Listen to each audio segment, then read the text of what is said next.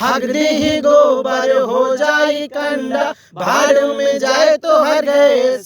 बनी चूल्ही पे खाना, गैस महंगा भइल बा। राजा चोलिया से महंगा पहिले लहंगा भइल बा।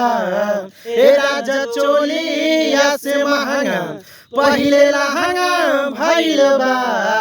बनी चूल्ही पे खाना, गैस महंगा भइल बा।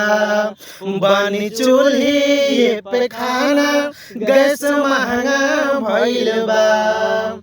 लेला तू रुपिया कैस हो, जाके ले आवा अबे भैंस हो।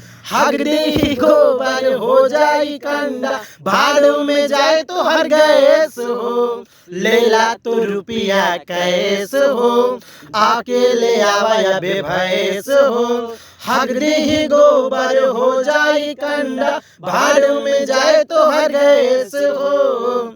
रोवे टोला पाटीदार, रोवे टोला पाटीदार, सबके संगवा भइल बा।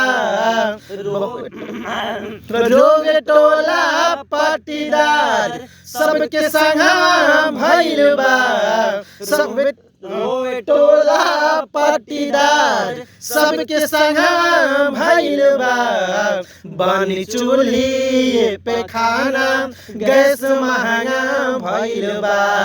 बनी चूल्ही पे खाना, गैस महंगा भइल बा। तो का हो भैया लोग, गलमा कैसा लगा? अगर बढ़िया लगा हो ना तो सकर पराई जरूर कह दियो। बहुत इंटरेस्टिंग गाना यार। बनी चूल्ही पे खाना, गैस महंगा भइल बा। लेला तू रुपिया कैस हो, जाके ले आवा अबे भैंस हो। हक दे गोबर हो जाई कंडा, भाड़ में जाए तो हर गैस हो। लेला तू रुपिया कैस हो, आके ले आवा अबे भैंस हो।